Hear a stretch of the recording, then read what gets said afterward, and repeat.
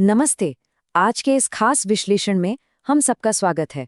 आज हम इतिहास के पन्नों से वफादारी और कर्तव्य की एक ऐसी प्राचीन केस स्टडी का विश्लेषण करने जा रहे हैं जो सच में इंसानी सोच और निष्ठा की सारी हदों को चुनौती देती है। हम बात कर रहे हैं बेताल 25 की, उस मशहूर और रोंगटे खड़े कर देने वाली कहानी की, जहां सिर्फ एक कर्तव्य निभाने के लिए एक नहीं बल्कि कई जीवन दांव पर लगा दिए जाते हैं। ये कोई आम कहानी नहीं है। ऐतिहासिक दृष्टिकोण से देखें तो ये उस समय के सामाजिक नियमों और वफादारी के उस चरम रूप का एक डीप डाइव है जिसे आज के समय में समझना बेहद दिलचस्प है। तो चलिए बिना किसी देरी के इस ऐतिहासिक सफर की शुरुआत करते हैं। तो आइए सीधा उस मूल सवाल पर आते हैं जिस पर ये पूरा विश्लेषण टिका है। सबसे बड़ा पुण्य आखिर है किसका? क्या उस सेवक का जो अपना सब कुछ, अपनी पूरी दुनिया लुटा देता है, या फिर उस राजा का जो वो सब कुछ वापस कर देता है? ये बेताल द्वारा पूछा गया वो दार्शनिक सवाल है जो हमें सोचने पर मजबूर कर देता है। ये हमें दिखाता है कि प्राचीन समय में राजा और प्रजा के बीच जो सोशल कॉन्ट्रैक्ट या सामाजिक समझौता होता था, उसके नियम कितने कठोर और गहरे हुआ करते थे। खैर, इस भारी भरकम सवाल का जवाब जानने के लिए हमें पहले इस पूरी घटना की तह तक जाना होगा। शुरुआत करते हैं वफादारी की कीमत से। कहानी की शुरुआत होती है राजा विक्रमादित्य के दरबार में। वहां वीरवर नाम का एक राजपूत योद्धा नौकरी की तलाश में आता है, लेकिन वो कोई छोटी मोटी नौकरी मांगने नहीं आया था। उसकी मांग और उसकी शर्तें इतनी अजीब थीं कि दरबार में मौजूद हर एक शख्स बस सन्न रह गया। वीरवर की मांग बिल्कुल असाधारण थी, पूरे 1000 तोले सोना। और ध्यान देने वाली बात यह है कि ये कोई साल भर का या महीने का वेतन नहीं था, ये उसका रोज का शुल्क था, रोजाना। जब राजा ने उससे पूछा कि भाई परिवार में आखिर कौन कौन है, तो पता चला कि सिर्फ उसकी पत्नी, एक बेटा और एक बेटी हैं। कुल मिला के सिर्फ 4 लोगों का परिवार, और इतने छोटे परिवार के लिए रोज का 1000 तोले सोना, ये बहुत बड़ी बात थी। और सबसे हैरानी की बात तो उसका काम था। उसे करना क्या था? सिर्फ शाम होते ही अपनी ढाल तलवार लेकर राजा के पलंग के पास चौकीदारी करना, ताकि रात में कोई जरूरत पड़े तो वो हाजिर रहे, बस। राजा विक्रम भी हैरान थे, लेकिन उन्होंने ये अजीब शर्त मान ली। अब ये सवाल उठना लाजमी है कि आखिर वीरवर उस अपार धन का करता क्या था। इसका जवाब उस दौर के धर्म और सामाजिक नियमों का एक बहुत ही शानदार उदाहरण है। वो उस 1000 तोले सोने का सीधा 50% हिस्सा ब्राह्मणों में बांट देता था। जो बचता उसमें से आधा यानी करीब 16.6% मेहमानों और सन्यासियों को दान कर देता था। फिर अगले 16.6% हिस्से से खाना बनवाकर गरीबों को खिलाता था, और आखिर में जो सिर्फ 16.6% बचता था, बस उसी से उसका परिवार अपना गुजारा करता था। इतनी बेहिसाब दौलत कमाने के बावजूद खुद के लिए सिर्फ एक छोटा सा हिस्सा रखना, ये वीरवर के उस कड़े अनुशासन और निस्वार्थ भाव को दिखाता है जो उस समय के समाज में कूट कूट कर भरा था। लेकिन कहानी यहाँ शांत नहीं रहती। अब हम आते हैं विनाश की एक खौफनाक भविष्यवाणी पर। दिन आराम से कट रहे थे, लेकिन एक आधी रात को ये शांति पूरी तरह से टूट गई। ये एक बड़े संकट की घड़ी थी। शमशान की तरफ से किसी के रोने की बहुत ही दर्दनाक आवाज आ रही थी।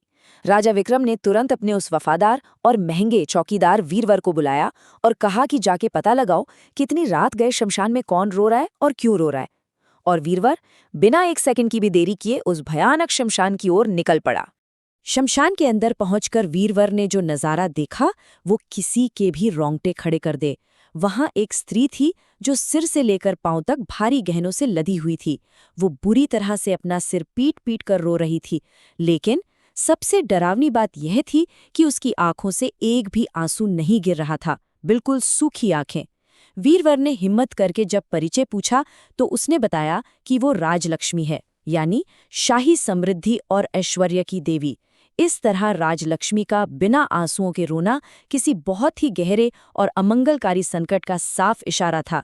देवी ने बताया कि राजा विक्रम के घर में खोटे काम हो रहे हैं और वहां भयंकर दरिद्रता छाने वाली है।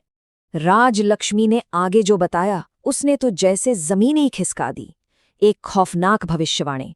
उन्होंने कहा कि राजा दुखी होकर ठीक 1 महीने के अंदर मर जाएगा और राजलक्ष्मी हमेशा के लिए वो महल छोड़कर जाने वाली हैं। इस एक बात ने कहानी का पूरा दांव ही पलट दिया। अब मामला सिर्फ नौकरी या रोज के सोने का नहीं रह गया था। अब बात सीधे राजा की जान और पूरे राज्य के भविष्य पर आ गई थी। वीरवर की वफादारी की असली परीक्षा अब शुरू होने वाली थी। जब वीरवर ने देवी से पूछा कि आखिर इस विपत्ति को टालने का कोई तो उपाय होगा, तो देवी ने एक ऐसा समाधान बताया जो बेहद क्रूर था। देवी ने कहा कि यहाँ से पूरब दिशा में 1 योजन दूर देवी का एक मंदिर है। अगर वीरवर उस मंदिर में जाकर अपने ही सगे बेटे का शीश देवी को चढ़ा दे, तो ये विपदा हमेशा के लिए टल सकती है और राजा विक्रम 100 सालों तक बिना किसी परेशानी के राज कर सकते हैं। मतलब समझ रहे हैं, राजा की जीवन की कीमत एक सेवक के बेटे की बलि थी। और यहीं से शुरू होता है कहानी का सबसे इंटेंस हिस्सा, सर्वोच्च बलिदान।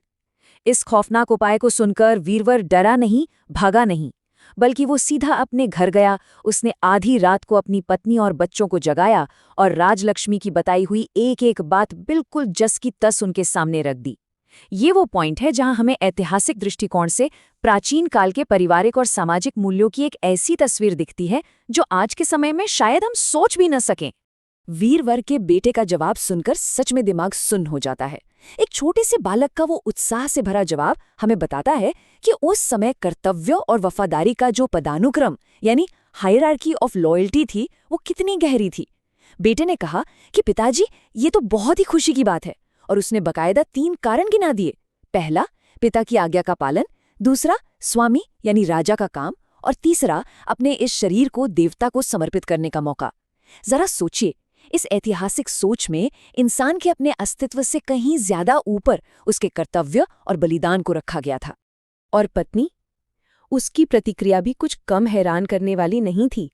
वीरवर ने जब अपनी पत्नी की राय जाननी चाही, तो उसका बिल्कुल शांत जवाब था, स्त्री का धर्म पति की सेवा करने में है। ये एकदम दृढ़ और साफ जवाब हमें बताता है कि ऐतिहासिक दृष्टि से कर्तव्य कोई व्यक्तिगत चीज नहीं थी, बल्कि इसे एक सामूहिक पारिवारिक सम्मान के रूप में देखा जाता था। इसमें बचने का या सवाल उठाने का कोई विकल्प था ही नहीं। पूरा का पूरा परिवार एक साथ अपने राजा के लिए खुद को मिटाने के लिए तैयार हो गया। इसके बाद मंदिर में जो कुछ भी हुआ, वो एक के बाद एक बहुत ही भयानक त्रासदी थी। सबसे पहले वीरवर ने अपने बेटे का शीश काटकर देवी को चढ़ा दिया। ये सब देखकर बेटी ने सोचा कि जब भाई ही नहीं रहा तो वो जीकर क्या करेगी। उसने भी अपना सिर काट लिया।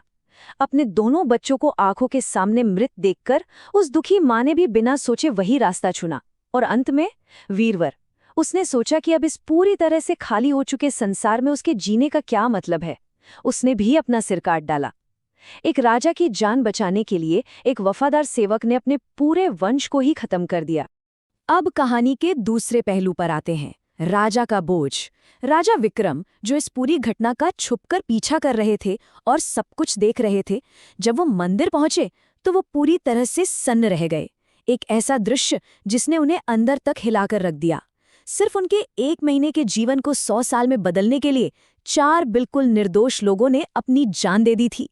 ये वो पल है जहां नेतृत्व यानी लीडरशिप और नैतिकता के बीच एक बहुत बड़ा टकराव देखने को मिलता है।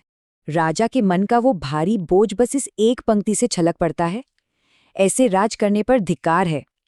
राजा विक्रम इस सच्चाई को किसी भी कीमत पर स्वीकार नहीं कर पा रहे थे।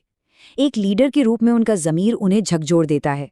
वो उस सत्ता को, उस पूरे राज्य को सिरे से नकार देते हैं जिसकी नींव एक सेवक और उसके परिवार के खून से सींची गई हो। यह नेतृत्व की उस शानदार सोच को दर्शाता है जहां सत्ता या गद्दी से कहीं ज्यादा अहमियत इंसान की जिंदगी की होती है। अपराध बोध से पूरी तरह घिरे हुए राजा विक्रम ने बिना कुछ सोचे अपनी ही तलवार उठा ली और अपना सिर काटने के लिए बिल्कुल तैयार हो गए। पर जैसे ही उन्होंने वार करना चाहा, चमत्कार हुआ। देवी प्रकट हुई और उन्होंने तुरंत राजा का हाथ पकड़ लिया। देवी राजा के इस साहस और त्याग से बहुत ही ज्यादा प्रसन्न थी। उन्होंने राजा से वरदान मांगने को कहा। और राजा ने क्या मांगा? अपने लिए लंबी उम्र? बिल्कुल नहीं। उन्होंने सिर्फ एक ही मांग रखी कि वीरवर और उसके पूरे परिवार को फिर से जीवित कर दिया जाए। देवी ने अमृत छिड़ककर उन चारों को नया जीवन दे दिया। अब हम पहुंचते हैं इस विश्लेषण के अंतिम पड़ाव पर। बेताल ने ये पूरी कहानी सुनाने के बाद राजा विक्रम से वही अंतिम दार्शनिक सवाल पूछा जिससे हमने शुरुआत की थी। बेताल का सीधा सवाल था, राजन, अब बताओ, सबसे ज्यादा पुण्य आखिर किसका हुआ? ये एक ऐसा सवाल है जो वफादारी और नेतृत्व को बिल्कुल ऐतिहासिक तराजू पर तौलता है। अगर हम इस सवाल का विश्लेषण करें तो हमारे सामने दो अलग अलग पैमाने आते हैं। एक तरफ है सेवक का धर्म। वीरवर और उसके परिवार ने जो कुछ भी किया वो प्राचीन काल के नियमों के अनुसार एक सेवक का परम कर्तव्य था। उन्होंने अपने स्वामी के लिए जान दी, जो उस समय के समाज में अपेक्षित था, जिसकी उम्मीद की जाती थी। लेकिन दूसरी तरफ है राजा का पुण्य। एक राजा से ये उम्मीद कभी नहीं की जाती कि वो अपने एक आम सेवक के लिए अपना राजपाट, अपना जीवन, सब कुछ त्याग दे। ये बिल्कुल अप्रत्याशित था। और राजा विक्रम का विश्लेषणात्मक निष्कर्ष भी बिल्कुल स्पष्ट था। सबसे बड़ा पुण्य राजा का ही हुआ। क्यों? क्योंकि स्वामी के लिए सेवक का प्राण देना तो उसका धर्म है, लेकिन एक राजा का अपने एक सामान्य से सेवक के लिए पूरे राज्य को छोड़ देना और अपनी जान को एक मामूली तिनके के समान समझकर त्यागने के लिए तैयार हो जाना, ये बहुत ही असाधारण बात है। ये सामान्य कर्तव्य की सारी सीमाओं को तोड़ देता है। राजा ने नेतृत्व की एक ऐसी मिसाल कायम की जो सिर्फ लेने में नहीं बल्कि अपना सब कुछ लौटा देने में विश्वास रखती है। और इसी के साथ हम आज के इस विश्लेषण के बिल्कुल अंत में आ गए हैं। लेकिन जाने से पहले एक सवाल है जिस पर हम सबको विचार करना चाहिए। क्या सच्चे नेतृत्व के लिए ये जरूरी है कि जो लोग सेवा करते हैं उन्हें कुर्सी या पद से ऊपर रखा जाए? हमने ऐतिहासिक दृष्टिकोण से वफादारी और कर्तव्य के उस चरम रूप को देखा, लेकिन आज के संदर्भ में इसका क्या मतलब है? क्या सच्चा लीडर वही है जो सिर्फ आज्ञा मनवाए, या वो जो ये समझे कि उसके लोगों का मूल्य उसकी अपनी सत्ता से कहीं अधिक है? कहानी भले ही सदियों पुरानी हो, लेकिन नेतृत्व का ये विचार आज भी उतना ही प्रसंग है। इसी विचार के साथ ये विश्लेषण यहीं समाप्त होता है। इस विषय को इतनी गहराई से समझने के लिए हमारे साथ जुड़ने का बहुत बहुत धन्यवाद। अगली बार फिर मिलेंगे एक नए और दिलचस्प विषय के साथ।